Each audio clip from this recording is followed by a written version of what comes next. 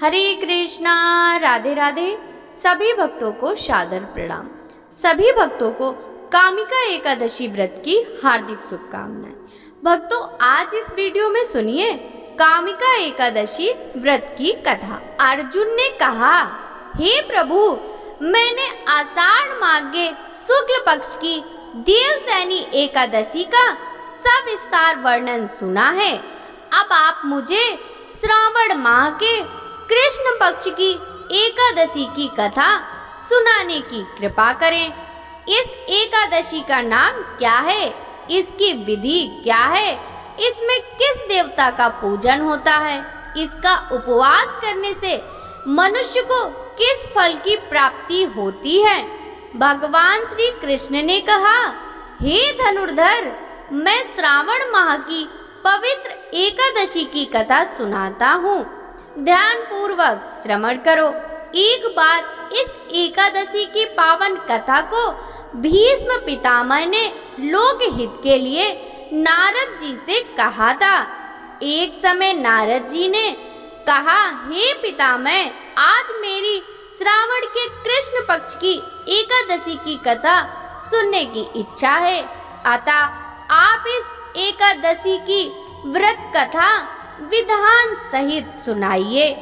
नारद जी की इच्छा को सुन पितामह भीष्म ने कहा, हे नारद जी, आपने बहुत ही सुंदर प्रस्ताव किया है। अब आप बहुत ध्यान पूर्वक इसे श्रवण कीजिए। श्रावण माह के कृष्ण पक्ष की एकादशी का नाम कामिका एकादशी है। इस एकादशी की कथा सुनने मात्र से ही वाजपेय यज्ञ के फल की प्राप्ति होती है। कामिका एकादशी के उपवास में शंख, चक्र, गदाधारी भगवान विष्णु का पूजन होता है। जो मनुष्य इस एकादशी को धूप, दीप, नैवेद्य आदि से भगवान विष्णु की पूजा करता है, उन्हें गंगा स्नान के फल से भी उत्तम फल की प्राप्ति होती है। सूर्य ग्रहण और चंद्र ग्रहण में केदार और कुरुक्षेत्र स्नान करने से जिस पुण्य की प्राप्ति होती है, वह पुण्य कामिका एकादशी के दिन भगवान विष्णु की भक्ति पूर्वक पूजा करने से प्राप्त होती है।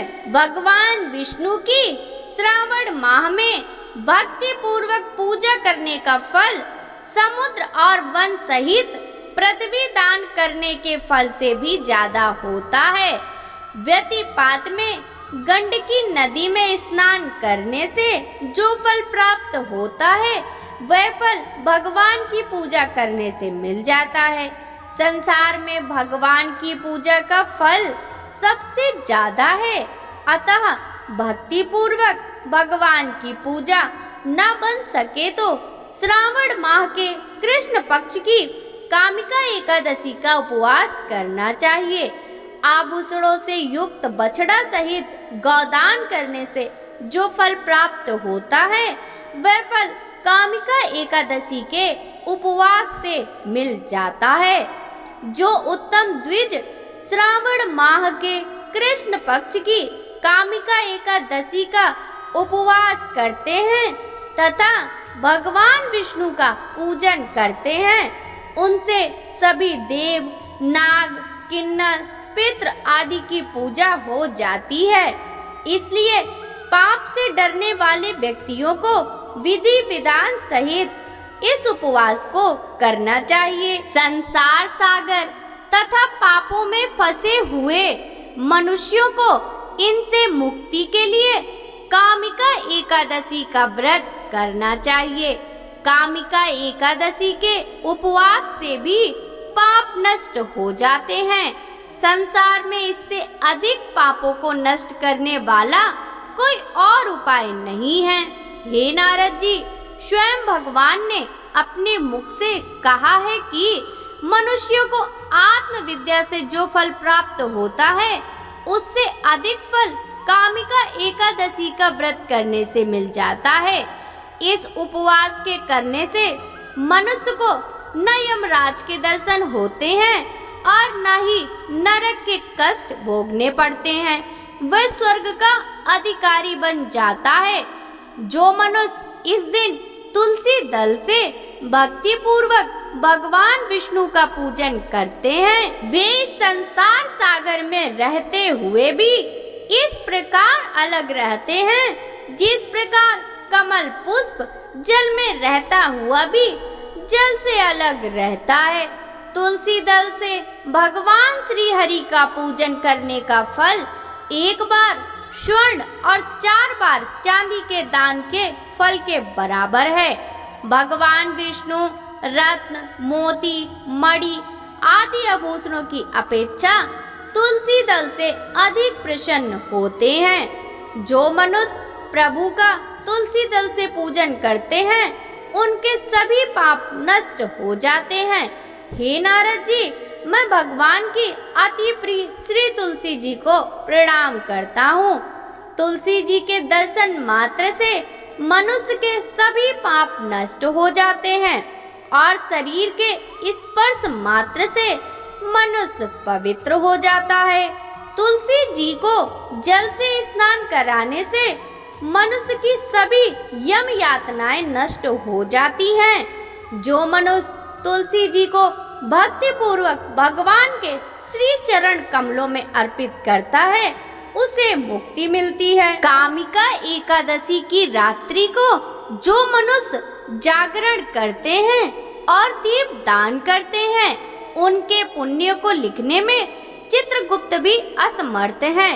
एकादशी के दिन जो मनुष्य भगवान के सामने दीपक जलाते हैं, उनके पितर स्वर्ग लोक में अमृत का पान करते हैं। भगवान के सामने जो मनुष्य घी या तिल के तेल का दीपक जलाते हैं, उनको सूर्य लोक में भी सहस्त्रों दीपकों का प्रकाश मिलता है। एक गांव में एक वीर क्षत्रिय रहता था। एक दिन किसी कारणवश उसकी ब्राह्मण से हाथापाई हो गई और ब्राह्मण की मृत्यु हो गई। अपने हाथों मारे गए ब्राह्मण की क्रिया उस क्षत्रिय ने करनी चाहिए, परंतु पंडितों ने उसे क्रिया में शामिल होने से मना कर दिया। ब्राह्मणों ने बताया कि तुम पर ब्रह्म हत्या का दोष है, पहले प्रायश्चित कर इस पाप से मुक्त हो जाओ, तब हम तुम्हारे घर भोजन करेंगे। इस पर क्षत्रिय ने पूछा कि इस पाप से मुक्त होने के क्या उपाय हैं? तब ब्राह्मणों ने बताया कि श्रावण माह के कृष्ण पक्ष की एकादशी को भक्ति भाव से भगवान श्रीधर का व्रत एवं पूजन कर ब्राह्मणों को भोजन करा के सदा श्रेणा के साथ आशीर्वाद प्राप्त करने से इस पाप से मुक्ति मिलेगी। पंडितों के बताए हुए तरीके पर व्रत कराने वाली रात में भगवान श्रीधर ने क्षत्रिय को दर्शन देकर कहा कि तुम्हें ब्रह्म हत्या के पाप से मुक्ति मिल गई है। इस व्रत के करने से ब्रह्म हत्या आदि के सभी पाप नष्ट हो जाते हैं और इहलोक में सुख भोग कर प्राणी अंत में विष्णु लोक को जाते हैं। इस कामिका एकादशी के महात्म के श्रवण व पठन से मनुष्य स्वर्ग लोक को प्राप्त करते हैं। जय जय श्री हरि विष्णु।